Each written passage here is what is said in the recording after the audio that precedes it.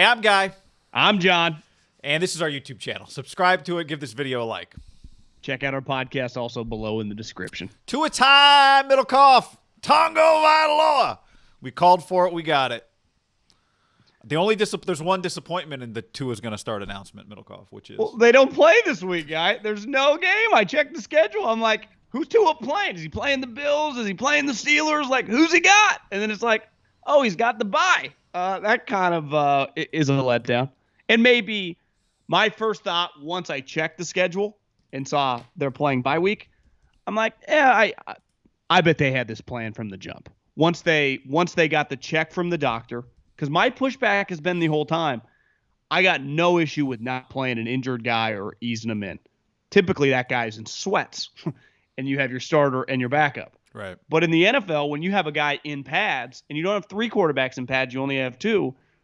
I mean, we've seen it watching Niner games. A guy goes down. We've seen three quarterbacks play for the Niners. Like, guys get hurt. Dak Prescott, broken ankle, Andy Dalton into the game. Like, all it takes, and those are catastrophic injuries. All it takes is getting your bell run and out for, in the tent, boom, you're in the game. So he clearly was healthy enough for the Dolphins. I think it's fair to say that they had somewhat of an idea of a landing pad because it wasn't about winning or losing. They've been winning. They won 2 straight games, right? To me, it was just a plan, which I give them credit for in theory, I guess. We'll see how it works out, that they were just sticking with this date because otherwise – it's not like they've been losing. They literally have won 2 straight games. I bet if we broke down, they won 24-0. They beat the Niners, 43-17. Like, do the math. I mean, that's 67-17. Yeah, fuck. Yeah. Did you agree with that? Yeah, you think they had this circled? Yeah, I mean, I said before the Jets game, time to play them. That would have felt like a soft landing spot, but maybe the bye makes sense. And partly with the Jets theory is maybe what played out is what they thought. Is like, hey, we'll be able to get him in at the end of that game. Get his feet wet, and then we'll take him just getting a few snaps of NFL speed into the bye week, get him ready, and trade Fitz to the Cowboys before the deadline. That hasn't happened. But, it might be that this was part of the plan all along. Partly I wonder if Fitz knew it was part of the plan all along. Maybe that's why it was so easy for him to be pumping up the crowd at the end of that the Jets game. But, I think what's really interesting – some of the reaction, not a lot of it, but some of it has been about the Rams, right? Specifically, like, are you going to start him against Aaron Donald this week? Aaron's coming up in 2 weeks. Like I said to you before we started, well, if this guy's going to be your quarterback, you need to see him running away, maybe even getting landed on by Aaron Donald. You need to know that he can handle that. Because Aaron Donald's not the only player in NFL history to sack the quarterback, even though sometimes we talk about him like, well, wait till the next week. What, till you play the Cardinals? Till you play the Chargers? Till Bosa's chasing them? Till you play the Broncos? Yeah, to me, I don't think you factor that stuff in, really. I mean, I guess not for one player. Maybe a historic defense. Maybe if you were playing a Seattle in 2012 defense or the 85 Bears. But one player... Because I would have said going in, let's say, for example, the Monday night game for Andy Dalton, I'd be like, well, you're getting to get a start against the Cardinals. By about the third quarter, you're like, they are beating the shit out of Andy Dalton. I mean, he was getting mollywopped. So you just – listen, these defensive coordinators the average defensive coordinator makes like $2 million. The players all drive nice cars on every NFL defense. A lot of those guys make a lot of money. And I think most teams have at least a couple – pretty functional defensive linemen now. Is that fair to say? Like most teams, besides like the Raiders, don't have just like bad defensive linemen. Every team, I would bet if we did a study, most teams have multiple high picks at those positions. Yeah. Now, like you said, they gave him some reps, but he threw 2 passes, so it's, late in a game. It's better than nothing. One of them was from the end. I mean, they were both rolling out. One was a rollout in the end zone. The other was a blitz, pocket collapsing around him at the 1-yard line, and he made a nice throw. I do think you want to just listen. I believe you start a guy right away. Now, this was a little different than Herbert and Burrow because he had a major injury. I also think you want to get a feel for what he needs and what he plays like, right? Because, I mean, they are uniquely equipped in this upcoming draft with multiple high picks. The Texans, every Texans loss is their draft pick. I mean, I think it's fair to say that pick more than likely going to be top 10. And right now, if you look at like the way the mock draft plays out, just based on records, the Dolphins picks is actually after the Niners. Like they're 3-3. I think it's like 16 or 17. Now, are they going to win? Are they going to go 8-8? Or are they more likely to go 5-11 or 6-10? I'd say probably like 6-10, but 6-10 probably gets you pick 13 or 14. One thing I've been thinking about them, just big picture with Tua, would you be opposed to taking like multiple wide receivers for him in the first round? Of course, you know. Now, I mean, part of this is like, is that the best value there? But you're just saying get them both Alabama receivers and move on with your day? Or do this. They're going to have 4 picks really high. What about taking 2 wide receivers with your 2 top 50 picks? You know, use one of your first rounders and then one of your second rounders. Or that and a tight end. You know, just get him weapons get him another tight end.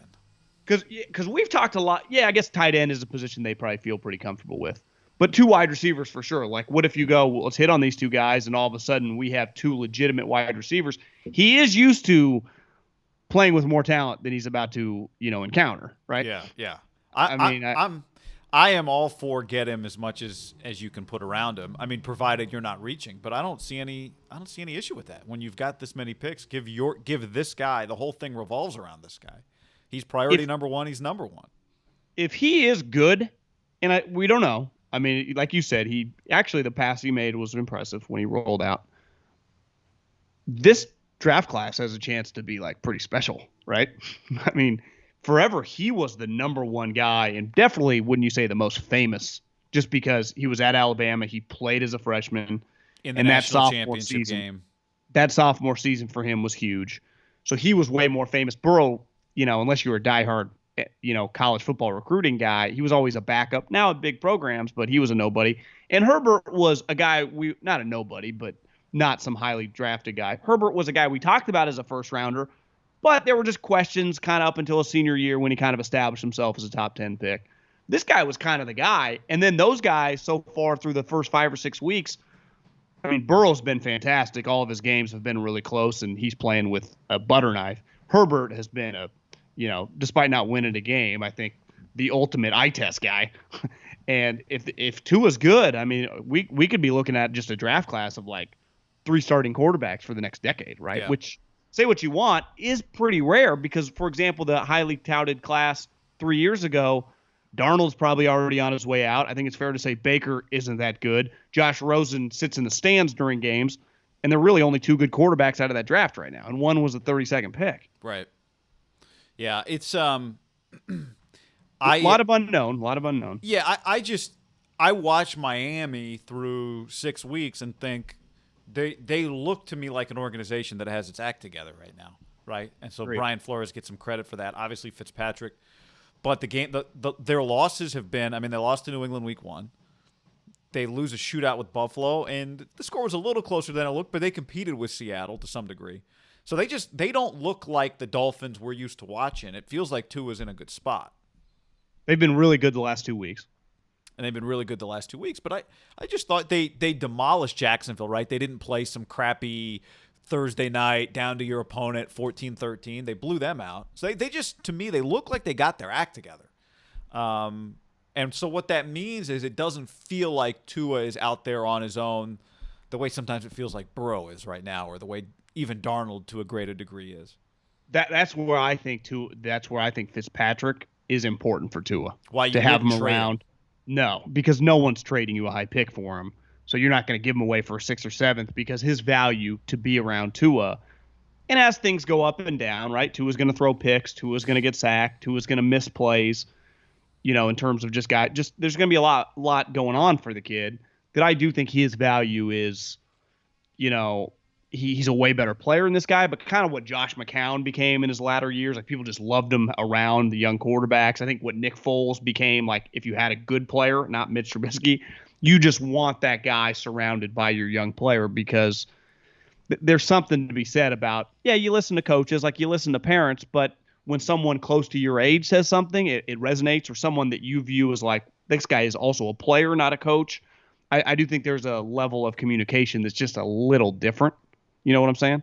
Absolutely. I think part of it is proximity to the experience. Like Fitzpatrick was just out there. Fitzpatrick's not telling you about something that happened 5 years ago or 10 years ago or 15 years ago. He was. Yeah. I think it's why we love when we watch a game and it's like, oh, Greg Olson's doing this game. Like Greg Olson played last week against that defense, and now he's doing this game in the playoffs. I think there's something about that just really resonates with you. That's why it was such a head scratcher with Jason Witten. It's like, God, this guy's been playing. What is he always talking about? But in part of it, I think maybe as like when the media guy says, I've been grinding the film. It's like, yeah, you've been grinding the film, but you took your kids to school, you went out for coffee, you picked your kids up from school. Like grinding the film means you haven't changed your shirt in 2 days, like Belichick style, right? That's what the guy. Yeah. That's an aside, but. I think the other part of it, and I said it last week, one of the reasons I thought you had to go to Tua, I don't think there's ever been a better time in NFL history to start a rookie quarterback, given that you have no fans in the stands. It's just quieter. It's easier to hear your quarterback or your offensive coordinator. It's not easy. It's just easier. So perfect timing. Totally agree. I'm excited to watch him in 2 weeks against the Rams. I can't wait.